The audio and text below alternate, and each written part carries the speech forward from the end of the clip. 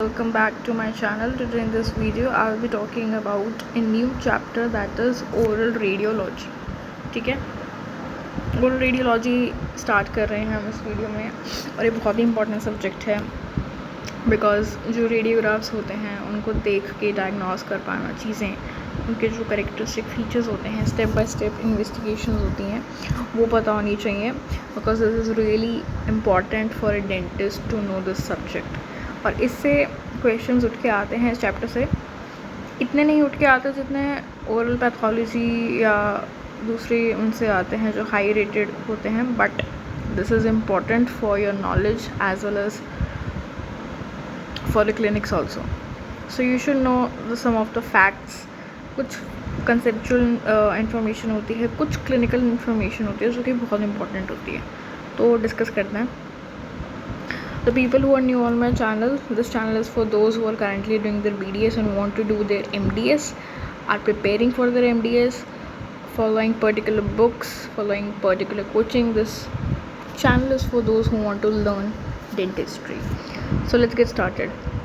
पहला ऑप्शन जो यहाँ पे है, ये सब चीज़ें ऑलमोस्ट याद करने की होती हैं. जैसे इन्होंने यहाँ पे पूछा हुआ कि भाई किसने एक्सरे को डिस्कवर किया था, तो रुतांजन डिस्कवर्ड एक्सरेज इन नवंबर 1895. ईयर इतना इंपॉर्टेंट नहीं है बट नेम्स आपको पता होने चाहिए कि रुतांजन ने डिस्कवर किया था एक्सरे को. Next point is conversion of an atom into an ion is ionization, and the radiation which brings about ionization is ionization radiations. ये सबको पता है बहुत बेसिक लेवल की ionization का क्या मतलब होता है, ठीक है.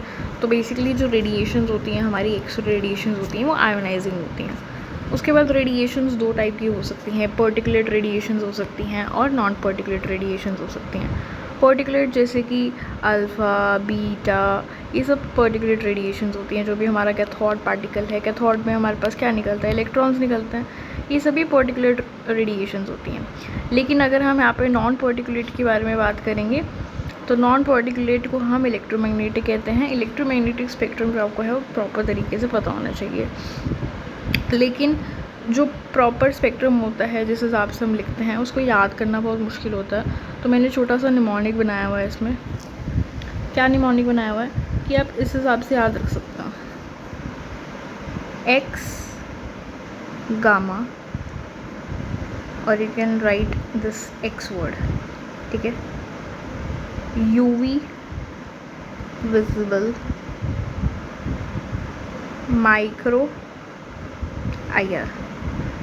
मोस्ट कॉमनली क्वेश्चंस इनसे पूछे जाते हैं. बाकी आपको ऐसे पूरा स्पेक्ट्रम पता होना चाहिए, बट आप इस हिसाब से इसको याद कर सकते हो. मैंने ये थोड़ा सा फ़नी और थोड़ा सा ह्यूमरस एक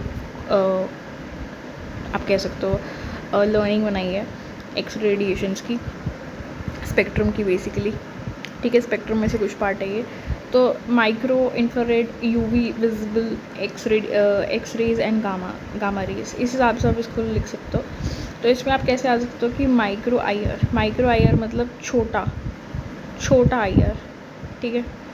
UV visible, I have created this mnemonic based on a very funny things like a boyfriend or something X called. So here X you can remember as a gamma radiations. Like a person was there who is having X named gamma radiations, and current one is named as UV visible one. Like the current one is visible to all, so that is UV1. So UV is the visible or current one, and X was gamma, and micro is like, you can say something like crush type, micro crushes, that is on IR. So you can remember this, like, but you can make your own mnemonics also, but this was quite funny. I just found out, so I thought to share. Micro मतलब micro IR. आप ऐसे दो divisions के साथ आप इसको learn कर सकते हो कि माइक्रो के साथ आप आईआर याद रखो. माइक्रो के साथ आईआर आते हैं, छोटे छोटे आईआर होते हैं. उसके बाद जो यूवी रेज होती हैं आप उसको ऐसे भी याद रख सकते हो कि जो यूवी रेज मतलब सन रेज होती हैं वो हम देख सकते हैं, ठीक है. We can see them, so that's why UV rays और विजिबल रेज, ठीक है. उसके बाद एक्स आप याद रख सकते हो कि एक्स रेज हम नहीं देख सकते, हम लोग गामा रेज को हम नहीं देख सकते, ठीक है. सो in any way you can learn this. Next thing is Next point is about particulate radiations consist of atomic nuclei that transmit kinetic energies by means of their small masses moving at a very high velocities. तो particulate radiation जैसे कि हम cathode की बात कर रहे हैं, ठीक है, हम वेरी फेमस जो मॉडल है हमारा कैथोड एक्सरे मॉडल वाला, तो उसमें क्या होता है, एक तरफ हमारे पास कैथोड होती है, एक तरफ हमारे पास क्या होती है, एनोड होती है। तो कैथोड में आप प्रॉपर जो एक्सरे ट्यूब डायग्राम है वो आप देख सकते हो। यहाँ पे एक फिलामेंट होता है, फिलामेंट टंगस्टन का बना होता है, ठीक है। उस फिलामेंट में से इलेक्ट्रॉन्स निकलते हैं। ये जो इलेक्ट्रॉन्स हैं जाके अटैक करते हैं किस पे, एनोड पे। एनोड टारगेट है हमारे पास यहाँ पे। एनोड का जो टारगेट है वो भी टंगस्टन का बना रहता है, उसके ऊपर एक कवरिंग रहती है कॉपर की, ठीक है। और यहाँ पे एक हमारे पास मोलिब्डेनम कप रहता है एनोड पे, that helps to focus up the things, ठीक है। तो ये सारे के सारे इलेक्ट्रॉन्स जाते हैं इस टारगेट से टकराते हैं, और जैसे ही टकराते हैं तो यहाँ से निकलती हैं X-ray radiations. This is a very famous model, you everybody knows all this basic information. So इस बेसिक इन्फॉर्मेशन के साथ हम आगे चल रहे हैं, हम कुछ पॉइंट्स को लर्न कर रहे हैं। हम सबको पता है पार्टिकुलेट रेडिएशन में अल्फ़ा, बीटा और कैथोड रेडिएशन आती हैं, कैथोड रेज आती हैं। उसके बाद जो अल्फ़ा रेज होती हैं वो हम सबको पता है डबल आयनाइज्ड हीलियम न्यूक्लाइज होते हैं, ठीक है, डबल आयनाइज्ड रहते हैं। तो कई बार क्वेश्चन पूछ लेते हैं कि सबसे ज़्यादा आयनाइजेशन किसकी है, उसमें आपको ऑप्शंस दे देंगे, एक दे देंगे हीलियम, एक आपको कोई और दे देंगे, एक अल्फ़ा रेज दे देंगे, बीटा रेज दे देंगे, एक एक्स रेडिएशन लिख देंगे, ये 4 ऑप्शंस दे देंगे। तो आपको पूछेंगे बताओ सबसे ज़्यादा आयनाइजेशन रेडिएशन किसका है, तो उसमें हीलियम होगा, because heliums are doubly ionised, ठीक है। Next let's talk about a very important term, linear energy transfer. इसका क्या मतलब होता है, rate of loss of energy from a particle as it moves through irradiated material is LT. मतलब कोई भी ऐसा मटेरियल जो कि इरेडिएटेड है, उस मटेरियल में से जब भी कोई पार्टिकल मूव आउट कर जाता है तो उसकी एनर्जी में कितना लॉस आता है। मतलब अगर उसके पास पहले 20 एनर्जी थी तो वो जब इस मटेरियल से पास थ्रू हुआ उसके पास 10 रह गई, तो ये जो लॉस है दैट इज़ एलटी, ठीक है। The dose required to produce certain biological effects is reduced as LET of the radiation is increased। मतलब अगर कोई भी हम यहाँ पे बात कर रहे हैं थेरेप्यूटिक रेडिएशंस की, इन रेडिएशंस को हम थेरेपीज़ में यूज़ करते हैं। तो हमारे पास ऑप्शंस हैं 1 2 3 4 करके। एक हमारे पास रेडिएशन ए है, बी है, सी है और डी है। तो यहाँ पे हमें ये बताया हुआ है कि जो ए रेडिएशन है उसका जो LET है वो 10 है, दूसरी वाली का 20 है, तीसरी वाली का 30 है, चौथी वाली का 40 है। LETs दे रखे हैं सबके। तो LETs का क्या मतलब होता है कि rate of loss of particle जो उसमें से मूव करेगा। सो जिस रेडिएशन का LET जितना ज़्यादा होगा उस रेडिएशन की डोज उतनी कम लगेगी। तो इसमें डी रेडिएशन की डोज कम लगेगी। मतलब अगर हमें डी रेडिएशन देनी होगी तो हम जस्ट मतलब हम ए रेडिएशन जो है जिसका LET 10 है उसको अगर हम x ग्राम दे कुछ भी आप कह सकते हो x यूनिट्स दे रहे हैं, तो जो बी रेडिएशन है वो कम लगेगी, x से कुछ ना कुछ कम लगेगी, और सी रेडिएशन बी से भी कम लगेगी, और डी रेडिएशन सबसे कम लगेगी क्योंकि उसका LET सबसे ज़्यादा है। तो ये पॉइंट पता है होना चाहिए। उसके बाद यहाँ पे बात करी हुई है alpha rays have higher LET and thus they're more damaging to biological system. तो यहाँ पे एक चीज़ हमें पता लगी कि LET क्या होता है। सबसे पहले तो ये पता होना चाहिए इरेडिएटेड मटेरियल में से जब पास करेगा तो कितनी loss of energy that is LT, और जिस रेडिएशन का LET जितना ज़्यादा है उतनी ज़्यादा उसकी जो डोज है वो कम है। तो it's inversely proportional to dose. तीसरी चीज़ यहाँ पे पता चलती है कि जितना ज़्यादा LET है किसी चीज़ का उतनी ज़्यादा वो चीज़ डैमेजिंग है बॉडी के लिए, उतना ज़्यादा वो बॉडी को डैमेज करेगी, ठीक है। Now next thing is okay, तो यहाँ पे बात करी हुई है electromagnetic radiation is produce from velocity of an electrically charge particle is altered. Simple सी बात है, जब हमारा जो कैथोड था वहाँ से जब इलेक्ट्रॉन्स निकले तो उनकी काइनेटिक एनर्जी मान लो x थी, वो जाके एनोड पे टकराए और वहाँ से एक्स रेडिएशंस निकली, ठीक है। तो अब क्या हुआ, उनकी पहले वेलोसिटी x थी, अब उनकी वेलोसिटी बहुत कम हो गई, x के मुकाबले बहुत कम हो गई। तो ये जो लॉस हुआ काइनेटिक एनर्जी का जिसकी वजह से एक्स रे रेडिएशंस प्रोड्यूस हुई, ये लॉस जो है रिस्पॉन्सिबल होता है electromagnetic radiation that is X rays को बनाने के लिए।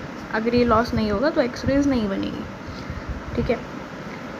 तो अब यहाँ पे हमारे पास पूरा इलेक्ट्रोमैग्नेटिक स्पेक्ट्रम के बारे में बात कही हुई है, जिसके पास हमारे पास सबसे पहले रेडियो वेव्स आती हैं, फिर टीवी वेव्स आती हैं, माइक्रोवेव्स आती हैं जो कि माइक्रोवेव्स में यूज़ होती हैं, इंफ्रारेड वेव्स आती हैं जो बहुत सारी थेरेपीज़ में यूज़ की जाती हैं, विजिबल रेज जो हम देख सकते हैं which we can see different colours, spectrum जो हमारे पास होता है VIBGYOR,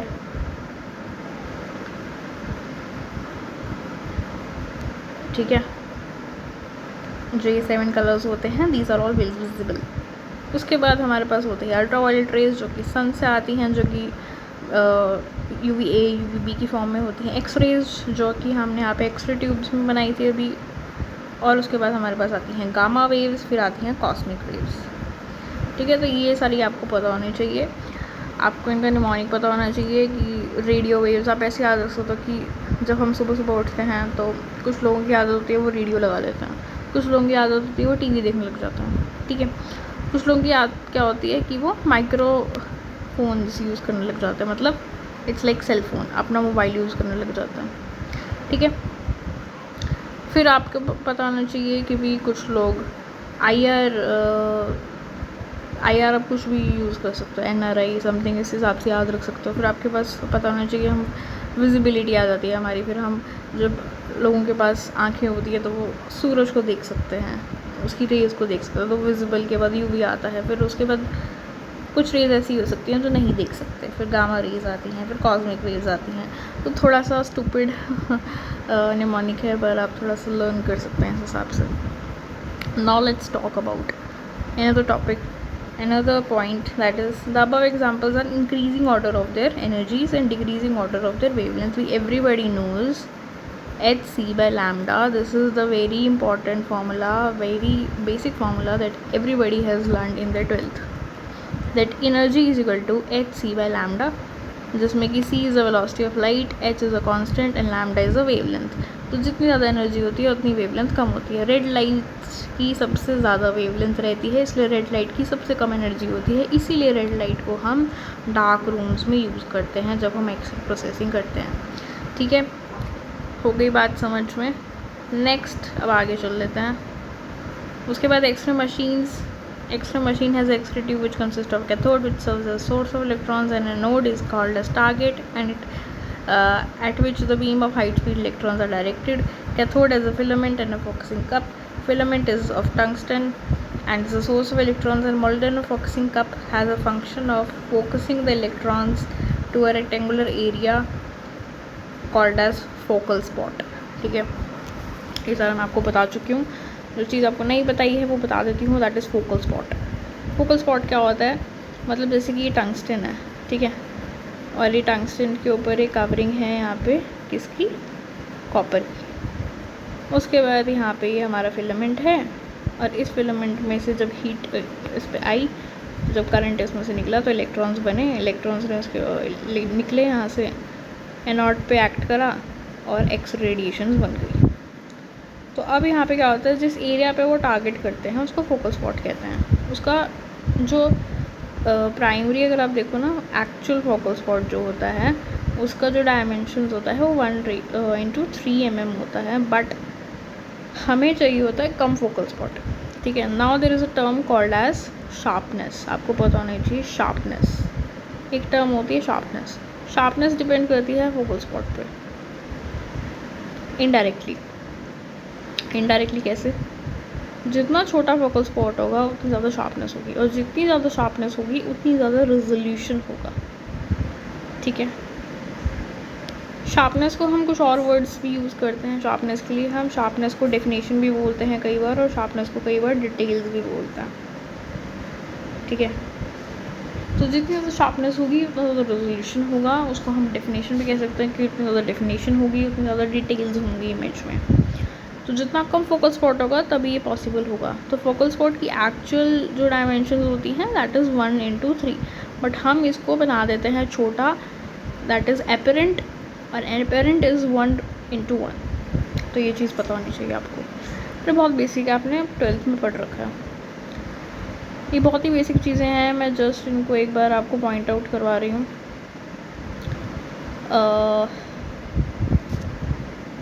my battery is very low. That's why this is happening. Okay, so let's get fast. Anode is composed of tungsten target and a copper stem, I have told you.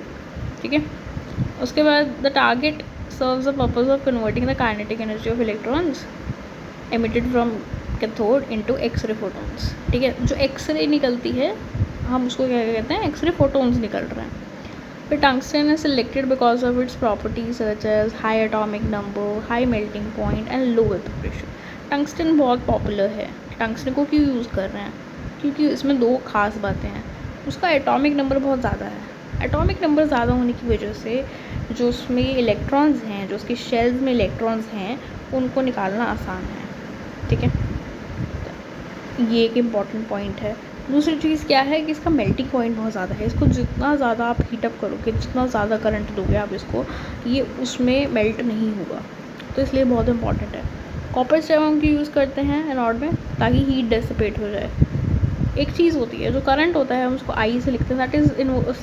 That is directly proportional to heat. जितना ज़्यादा current होगा उतनी ज़्यादा heat produce होगी. ठीक है. दूसरी चीज़ क्या पता होनी चाहिए कि current is directly proportional to number of photons. जितना ज़्यादा आप करंट लगाओगे ना, जैसे कि आपने 5 एम्पियर लगाया है, फिर आपने 10 एम्पियर लगाया है, तो उस हिसाब से आपके नंबर ऑफ फोटोन्स जो हैं वो भी डबल हो जाते हैं. तो जितना करंट डबल हुआ तो फोटोन्स भी डबल हो जाएंगे. जो एक्सरे फोटोन्स प्रोड्यूस होते हैं वो डबल हो जाते हैं. तो ये बहुत इंपॉर्टेंट है. अब अगर हम बात कर रहे हैं करंट की, तो बात कर लेते हैं वोल्टेज की भी. वोल्टेज का क्या सीन है, वोल्टेज बहुत इंपॉर्टेंट है. वोल्टेज की काफ़ी सारी क्वालिटीज़ होती हैं. ठीक है, सबसे पहला अगर आपको आपकी इलेक्ट्रोमैग्नेटिक रेडिएशंस की क्वालिटी अगर चेक करनी है तो आप उसकी वोल्टेज चेक करोगे. Voltage is dependent on speed. Like if voltage is increase, the speed of electrons moving from cathode to anode is increased, and because of that speed electromagnetic radiations will be produced, and those electromagnetic radiations will be more penetrating. This is most important thing. जितना ज़्यादा voltage लगाओगे उतना ज़्यादा speed बनेगा, उतना ज़्यादा speed electrons का बनेगा. तो उस वजह से जो एक्स रेज प्रोड्यूस होंगी वो बहुत ही ज़्यादा पेनिट्रेटिंग प्रोड्यूस होंगी. जितनी ज़्यादा पेनिट्रेटिंग प्रोड्यूस होंगी वो उतनी ज़्यादा डैमेजिंग होंगी, बट जितनी ज़्यादा पेनिट्रेटिंग वो बनेंगी उतनी ज़्यादा शार्पनेस होगी. ठीक है, जितनी ज़्यादा पेनिट्रेटिंग रेज बनेंगी उतनी ज़्यादा स्कैटर्ड रेडिएशंस जो हैं वो कम होंगी, लेस होंगी. तो ये मैंने सारे के सारे फीचर्स एक ही बार में लिख दिए, बाकी ये धीरे धीरे आपको समझ में आ जाएंगे. You can take a screenshot also. Okay, so now let's talk about line focus principle. Line focus principle क्या कहता है? Line focus principle says the target is inclined about 20 degrees with respect to central X-ray beam, thus decreasing the actual focal spot of 1:3 to effective focal spot of 1:1. Line focus principle just ये कह रहा है कि जो हम ये anode target है हमारा पास, ठीक है, और ये हमारे पास टंगस्टन फिलामेंट है कैथोड पे.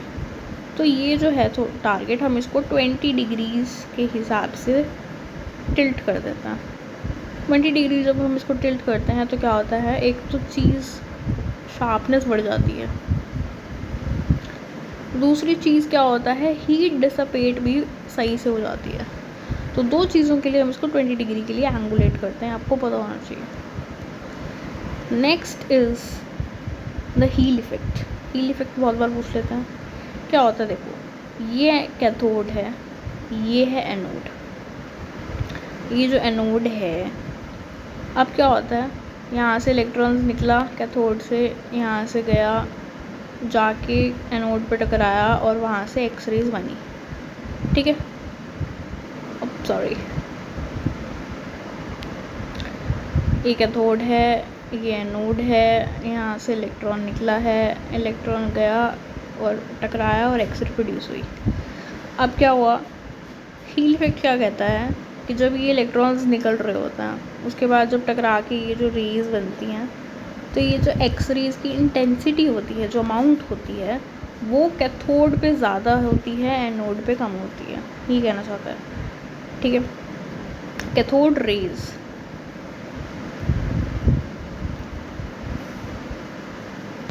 cathode rays strike anode target, the X-rays with high intensity are found towards cathode, whereas X-rays with low intensity are found toward anode. Okay मैंने थोड़ा गलत बोल दिया, मैं दोबारा बता देती हूँ. ये कैथोड है और ये है एनोड. तो जो हमारे पास एक्सरेज प्रोड्यूस होंगी यहाँ पे, जो हाई इंटेंसिटी की रेडिएशंस होंगी वो कैथोड पे एक्यूमुलेट होंगी, और जो लो डेंसिटी की रेडिएशंस होंगी वो एनोड पे एक्यूमुलेट होंगी. ये कहना चाह रहा है. ठीक है. Now let's talk about power supply. It is needed to supply the X-ray tube and to maintain the potential difference between anode and cathode. सबको पता है. ऑटो ट्रांसफॉर्मर सबको पता है. एक स्टेप डाउन होता है, एक स्टेप अप होता है. स्टेप डाउन को हम कॉलेज भी बोलते हैं, बस नाम पता होना चाहिए. उसके बाद कैथोड रेज का 0.2 to 0.8% of cathode rays are transformed into X-rays after striking. Just 1% भी कैथोड रेज ट्रांसफॉर्म नहीं होती एक्स-रेज में. बाकी सारी की सारी जो है वेस्ट चली जाती हैं. बाकी सारी की सारी जो है बॉडी को हार्म करती हैं. सिर्फ 1% ही ऑलमोस्ट उनका रेडिएशन बनाता एक्सरे फिल्म पे जाता है. उसके बाद average wavelength of X-rays use in dentistry is approximately 0.6 to 1.8. ये आपको वेवलेंथ पता होना चाहिए कि डेंटिस्ट्री में कितना यूज़ कर रहे हैं. फिर एक टर्म आती है हार्ड एक्सरेज और सॉफ्ट एक्सरेज. हार्ड एक्सरेज का एक चीज़ पता होना चाहिए कि हार्ड का क्या मतलब है. ये जो एक्सरेज होंगी पेनिट्रेटिंग होंगी, बहुत ज़्यादा पेनिट्रेटिंग होंगी. ठीक है.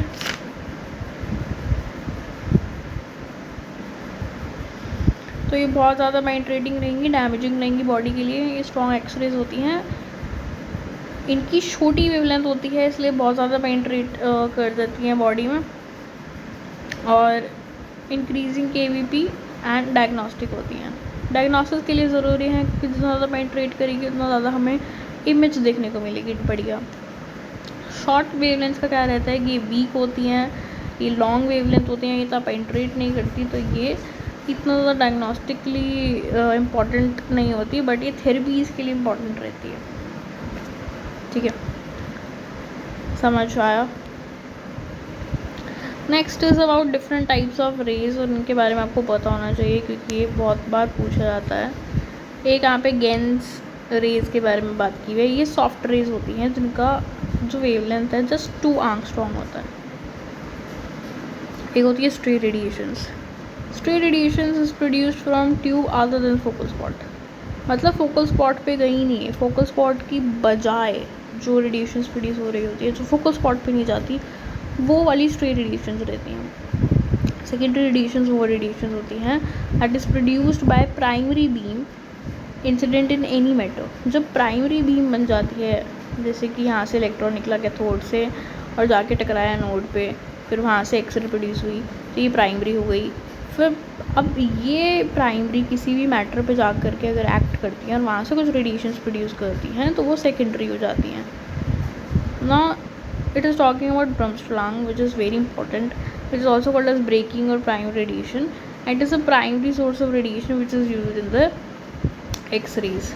So it consists of transfer of kinetic energies of electrons which directly hit the target nucleus and goes near the nucleus. ठीक है, बात हो रही है कैथोड से एनोड में जब भी निकल के जाती हैं, तो ये वाली जो प्रोसेस है ये Bremsstrahlung होती है. And the photons are continuous radiations of energy. जो भी एक्सरे, जो भी फोटोन्स निकलते हैं उनकी कॉन्टीन्यूस रेडिएशन ऑफ एनर्जीज होती हैं. Now let's talk about characteristic. जो करेक्टरिस्टिक अप्रोच रहती है हमारे पास, उसमें क्या सीन रहता है. करेक्टरिस्टिक डिस्क्रीट होती है. इसमें जो रेडिएशंस प्रोड्यूस होती हैं उसमें कॉन्टीन्यूस एनर्जी नहीं होती, and it results from transfer of energy from ionising target material into X-rays. Ionisation of target material. ठीक है, आयोनाइजेशन की वजह से बनती है, and it is a minor source of radiation. सबसे कम रेडिएशंस करेक्टरिस्टिक्स की वजह से बनती हैं, तो ये चीज़ इंपॉर्टेंट है. सबसे ज़्यादा इंपॉर्टेंट होता है Bremsstrahlung, तो आपको ये पता होना चाहिए. प्रॉपर्टीज़ ऑफ एक्सरे आती हैं, बहुत इंपॉर्टेंट है, बहुत बार पूछ लेते हैं. ये बहुत ही बेसिक चीज़ें हैं जो हमने कई बार पढ़ी हुई हैं. कि स्पीड ऑफ लाइट से ट्रैवल करती है एक्सरेज, इनविजिबल होती हैं, फोकस नहीं कर सकते आप इनको, बिल्कुल भी रिफ्लेक्ट नहीं कर सकते, पॉइंट बहुत इंपॉर्टेंट है, बिल्कुल भी आप इनको रिफ्लेक्ट नहीं कर सकते। Affected by magnetic and electric fields, जो भी इलेक्ट्रिक और मैग्नेटिक फील्ड्स इन्वायरमेंट में हैं उनका इफेक्ट होता है इनके ऊपर। दे इफेक्ट फोटोग्राफिक प्लेट्स, ठीक है, फोटोग्राफिक प्लेट्स के ऊपर ये जाती हैं और छप जाती हैं, उसके ऊपर एक पैटर्न बना देती हैं। फिर दे कास्ट शैडोज़, ये शैडोज़ भी बनाती हैं, ठीक है। तो ये सारी की सारी प्रॉपर्टीज़ हैं एक्सरेज की जो इम्पोर्टेंट है। उसके बाद यहाँ पे बात करी हुई है कि भी ट्यूब वोल्टेज के बारे में। ट्यूब वोल्टेज का क्या फॉर्मूला रहता है, current, tube current into exposure time. ये सब बहुत ही बेसिक है, सबको हमेशा से पता होता है कि tube voltage is KVP is equal to MA into exposure time. Now the number of electrons produce is dependent on intensity of current. जितना करंट होगा उतने ज़्यादा इलेक्ट्रॉन्स निकलेंगे, उतने ज़्यादा फोटोन्स बनेंगे। KVP controls of wavelength and penetrating power. When KVP is increased, shorter wavelength and high penetrating. एक चीज़ पता होनी चाहिए हमेशा, जो पेनिट्रेशन है ना, पेनिट्रेशन कि कितना पेनिट्रेट करेगी रे, कितना ज़्यादा इमेज प्रोड्यूस करेगी, that is inversely proportional to the wavelength. जितनी छोटी वेवलेंथ होगी उतनी ज़्यादा पेनिट्रेट करेगी वो, उतना ज़्यादा डैमेजिंग होगी बॉडी के लिए, उतनी ज़्यादा वो इमेज प्रोड्यूस करेगी। तो डायग्नोस्टिक पर्पसेस के लिए अच्छी है लेकिन हेल्थ पर्पसेस के लिए ख़राब है, ठीक है। उसके बाद हमने बात करी, ठीक है, हमने हार्ड एक्सरेज के बारे में बात कर ली थी और हमने सॉफ्ट एक्सरेज के बारे में बात कर ली थी। हार्ड एक्सरेज में बेसिकली पेनिट्रेशन ज़्यादा होती है, KVP ज़्यादा होता है। जितना KVP बढ़ेगा उतनी ज़्यादा पेनिट्रेशन जो है बढ़ जाएगी, जितना KVP कम होगा उतनी पेनिट्रेशन कम हो जाएगी, तो सॉफ्ट एक्सरेज बन जाएंगी। उसके बाद एक टर्म आती है हमारे पास, that is half value layer, जो कई बार पूछ लेते हैं। It is characterized the penetration quality of X-ray beam. मतलब हाफ वैल्यू लेयर का क्या मतलब होता है कि भी कितना थिकनेस है किसी फिल्टर का। Filter most commonly aluminium material use करता है। कितनी थिकनेस होनी चाहिए एल्यूमिनियम फिल्टर की जब इसमें से रेज पास करें तो ये इनके नंबर को हाफ कर दे, तो ये होती है हाफ वैल्यू लेयर, ठीक है। फिल्टर्स हम क्यों यूज़ करते हैं, अगर हमें ज़्यादा एक्सरेज नहीं करनी, कम चाहिए, तो हम फिल्टर्स यूज़ कर लेते हैं। वो क्या कहते हैं, जितनी भी लॉन्ग वेवलेंथ होती हैं, लॉन्ग वेवलेंथ वाली वेव्स होती हैं जो कि कम एनर्जी वाली होती है, वो यूज़फुल तो है नहीं क्योंकि वो बॉडी में कोई इमेज प्रोड्यूस करेंगी नहीं, क्योंकि वो पेनिट्रेट ही नहीं कर पाएंगी, तो वो यूज़फुल नहीं है, तो वो बॉडी को सिर्फ हार्म ही करेंगी, वो कोई डायग्नोस्टिक वैल्यू तो देंगी नहीं, तो इसलिए उनको हटा देते हैं, ठीक है। जितनी भी स्कैटर्ड इमेजेस रहती हैं वो सब हटा देते हैं, तो उन सब चीज़ों को हटा करके कम कर देते हैं उन रेडिएशंस को। That is the work of filter. Filter most commonly aluminium material use करते हैं, ठीक है। उसके बाद यहाँ पे बात करी हुई है एल्यूमिनियम फिल्टर। वही जो एक्सरे ट्यूब्स होती हैं ना, जो हमारी डेंटिस्ट्रीज़ में ऑलरेडी यूज़ होती हैं, उनके अंदर एक इनहेरेंट फ़िल्टर ऑलरेडी प्रेजेंट होता है। तो वो जो फ़िल्टर होता है एल्यूमिनियम का, उसकी थिकनेस कितनी होती है, 1.5 to 2 mm तक का होता है, और ऑलमोस्ट 1.5 mm 70 kVps के लिए यूज़ किया जाता है। अगर जो एक्सरे मशीन्स हम यूज़ करते हैं हॉस्पिटल्स में, अगर वो 70 kVp यूज़ कर रही होती हैं तो उसका जो एल्यूमिनियम फ़िल्टर होता है 1.5 रहता है, ठीक है। उसके बाद एक बहुत ही पॉपुलर टर्म आती है कॉलीमेशन। कॉलीमेशन का क्या मतलब होता है, कॉलीमेटर का मतलब होता है शेप चेंज करना, ठीक है। कॉलीमेटर्स हमारे पास रेक्टेंगुलर्स होते हैं, स्क्वायर होते हैं, राउंड होते हैं, ओवल होते हैं। मतलब इनमें से जब रेडिएशंस पास करेंगे तो उनकी शेप इस हिसाब से बन जाएगी, शेप चेंज करते हैं ये। तो मोस्ट कॉमनली जो हम डेंटिस्ट्री में कॉलीमेटर यूज़ करते हैं वो सर्कल यूज़ करते हैं, ठीक है। तो कॉलीमेटर्स एक रेडियोपेक मटेरियल होता है जो कि लेड का बना होता है, बहुत इंपॉर्टेंट है, ठीक है। It reduces the size of the X-ray beam, thus it reduces patient exposure. इसका मेन जो काम है कॉलीमेटर का सिर्फ शेप चेंज करना नहीं है, पेशेंट का एक्सपोजर कम करना होता है। मतलब पेशेंट पे जितनी वेव्स आ रही हैं वो कुछ तो कुछ डैमेज तो करेंगी ना, तो वो जो वेव्स आ रही हैं, जो एक्सपोजर हो रहा है पेशेंट का, उसको कम करना। मतलब अगर 100 वेव्स आ रही थी तो 50, 60, 70 कर देना। दैट इज़ द काम of collimation. So it reduces patient exposure and increases the quality of X-ray by reducing the number of scattered and penumbras. और क्या हेल्प कैसे करता है ये, मतलब ये जितनी भी जो स्कैटर्ड रेडिएशंस रहती हैं उनको हटा देगा, पेनिम्ब्रा इफेक्ट नहीं होने देगा। पेनिम्ब्रा पता होता है सबको, एक्सरेज में पेनिम्ब्रा इफेक्ट में हम बाद में बात करेंगे, नहीं पता आप तो गूगल यूज़ कर सकते हो। उसके बाद X-ray beam is collimated to a circle of 2.75 inches और 7 सेंटीमीटर्स। बेसिकली जो हम यूज़ करते हैं डेंटिस्ट्री में वो हम सर्कल कॉलिमेटेड रहती है और उसका 2.75 इंचज़ या फिर 7 सेंटीमीटर का डायमीटर रहता है, ठीक है। फिर हमारे पास कुछ इक्वेशंस हैं, ये बहुत ही इंपॉर्टेंट वाला फार्मूला है, सबको पता होना चाहिए। जो इंटेंसिटी है वो इन्वर्सली प्रोपोर्शनल रहती है डेंसिटी के, तो ये फॉर्मूला पूछ लेते हैं।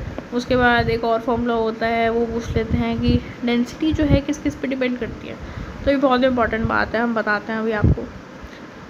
जो डेंसिटी होती है वो बहुत सारी चीज़ों पे डिपेंड करती है। डायरेक्टली प्रोपोर्शनल किस किस के में होती है, करंट अगर बढ़ेगा तो डेंसिटी बढ़ेगी, अगर वोल्टेजेस बढ़ेंगी तो डेंसिटी बढ़ेगी, ठीक है। वोल्टेज बढ़ेगी तो डेंसिटी बढ़ेगी, करंट बढ़ेगा तो डेंसिटी बढ़ेगी, ठीक है। शार्पनेस के पे भी डिपेंड करती है डेंसिटी। उसके बाद इनडायरेक्टली प्रोपोर्शनल किसके रहती है, अगर थिकनेस बढ़ेगी मटेरियल की, जिस मटेरियल से पास कर रही है, तो डेंसिटी कम हो जाएगी, ठीक है। अगर फिल्टर कर दोगे आप तो डेंसिटी कम हो जाएगी, अगर आप कॉलीमेट कर दोगे तो भी डेंसिटी कम हो जाएगी। तो इन 3 चीज़ों से बढ़ती है, इन 3 चीज़ों से कम होती है। Now another term is about exposure time. Exposure time का क्या मतलब होता है कि जैसे एक पेशेंट बैठा हुआ है, ठीक है, हम उसका एक्सरे लेने वाले हैं, एक्सरे फिल्म है और यहाँ से एक्सरे ट्यूब से रेज पास हो रही हैं। एक्सपोजर टाइम का क्या मतलब होता है, कितने टाइम तक वो एक्सपोज रहा, मतलब 5 सेकंड तक रेडिएशंस पड़ी उसके ऊपर या 10 सेकंड तक रेडिएशंस पड़ी। तो एक्सपोजर टाइम कम होने का क्या मतलब होता है कि अगर यूजुअली 10 सेकंड तक रेडिएशंस पड़ती हैं, तो अगर हम उसको कम करके 8 या 7 सेकंड तक कर दें तो हमने उसका एक्सपोजर टाइम कम कर दिया। तो अभी ये जो एक्सपोजर टाइम होता है ये किसकी इन्वर्सली प्रोपोर्शनल होता है, करंट के। जितना ज़्यादा करंट बढ़ता है उतना एक्सपोजर टाइम कम हो जाता है, मतलब कि करंट बढ़ेगा तो फोटोन्स बढ़ेंगे, फोटोन्स बढ़ेंगे तो ज़्यादा फोटोन्स आके टकराएंगे, तो हमें टाइम उतना नहीं करना पड़ेगा। मतलब अगर हम पहले 10 सेकंड तक फ़ोटो खींच रहे थे तो अब हम 5 सेकंड तक ही खींचेंगे, क्योंकि जो 10 सेकंड तक अगर हमें 100 फोटोन्स चाहिए थे तो हमने करंट बढ़ा दिया तो 5 सेकंड में ही 100 आ गए। 5 सेकंड में 100 आके उन्होंने अपना काम कर दिया, तो अब टाइम बढ़ाने की ज़रूरत नहीं है। So that is dependent on KVP, it is dependent on current and it is dependent inversely proportional to time and inversely proportional to KVP। अगर आप KVP बढ़ा दोगे स्पीड बढ़ जाएगी, इलेक्ट्रॉन्स की स्पीड बढ़ जाएगी, तो एकदम से अगर 10 सेकंड में जा कर के 100 इलेक्ट्रॉन्स आ रहे थे तो उनकी स्पीड बढ़ गई, तो अब वो 5 सेकंड में ही भाग आएंगे सारे, ठीक है ना, स्पीड बढ़ गई क्योंकि उनकी। तो इसलिए इन्वर्सली प्रोपोर्शनल है एक्सपोजर टाइम। तो टाइम प्रोपोर्शनल किसके है, फोकल स्पॉट और फिल्म के डिस्टेंस में। अगर फिल्म यहाँ पे रखी हुई है, ठीक है, और जो हमारा एनोड टारगेट था वो वहाँ पे हमारा फोकल स्पॉट था, तो वहाँ से जब हमारे इलेक्ट्रॉन्स टकराए कैथोड के, तो वहाँ से निकल के जब एक्सरेज बनी तो वो एक्सरेज आके फिल्म पे टकराएंगी, तब जाके इमेज बनेगी। समझ रहे हो, ये जब एक्सरेज टकराएंगी ना यहाँ पे, और ये एक्सरेज कैसे बनी, जब यहाँ पे कैथोड से इलेक्ट्रॉन्स टकराएंगे इनके पास, तब एक्सरेज बनेंगी, वो एक्सरेज फिल्म पे जाके टकराएंगी तो इमेज बनेगी। तो अब ये क्या कह रहे हैं कि फोकल स्पॉट फिल्म डिस्टेंस अगर ज़्यादा होगा तो टाइम ज़्यादा लगेगा, अगर focal spot film distance time कम होगा तो टाइम कम लगेगा। प्लस अगर वोल्टेज बढ़ जाएगी और करंट बढ़ जाएगा तो टाइम अपने आप कम हो जाएगा। फिर डेंसिटी रेंज की बात करी हुई है कि डेंसिटी रेंज 0 होती है अगर 100% of light transmitted through film, सारी की सारी अगर लाइट चली गई तो डेंसिटी उसकी 0 हो गई। अगर 10% ही गई है तो डेंसिटी 1 है, अगर 1% ही गई है तो डेंसिटी 2 है, ठीक है। ये सब बातें फैक्ट्स हैं, याद करने की हैं।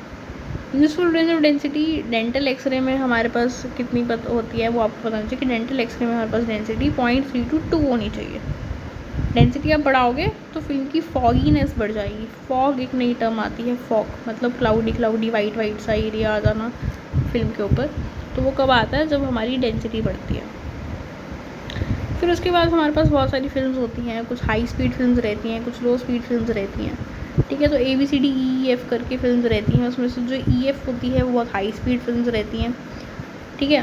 तो अगर हाई स्पीड फिल्म्स होंगी तो भी आपका एक्सपोजर टाइम कम हो जाएगा, कम टाइम में ही एक्सपोज हो जाएगा, ठीक है। तो जैसे जैसे फिल्म की स्पीड बढ़ेगी एक्सपोजर कम होगा। फिर गोनाडल डोज आपको पता होना चाहिए कि जो गोनाड्स होते हैं बेसिकली जो गोनाडल एरियाज़ होते हैं वहाँ पे रेडिएशंस का इफ़ेक्ट पड़ता है। तो गोनाडल डोज अगर स्किन के कंपैरिजन में देखें तो अगर स्किन के ऊपर अगर रेडिएशन X पड़ रही है तो उसका जो इफ़ेक्ट आ रहा है स्किन के ऊपर वो इफ़ेक्ट गोनाड्स पे 1000 टाइम्स ज़्यादा आएगा, ठीक है। समझ रहे हो, अगर सेम इफ़ेक्ट स्किन पे बढ़ रहा है और सेम इफ़ेक्ट अगर गोनाड्स पे बढ़ रहा है तो गोनाड्स को ऑलमोस्ट 1000 टाइम कम अमाउंट में ही सेम इफ़ेक्ट पड़ता है उन पर। और मैग्नीफिकेशन आपको पता होना चाहिए कैसे निकालते हैं, जो भी टारगेट है, टारगेट से फिल्म का डिस्टेंस डिवाइडेड बाय ऑब्जेक्ट से फिल्म का डिस्टेंस अगर आप ले लोगे तो आपके पास मैग्नीफिकेशन आ जाएगी उस चीज़ की, समझ रहे हो। So this is the important things, and I think this is sufficient for today's small discussion. And in another discussion, we will be going for other options and other points. So I hope that I made it clear to you. And if you like it, enjoyed it, you can like, subscribe, and share to your friends and families. So I'll see you in the next video. Bye bye. Take care.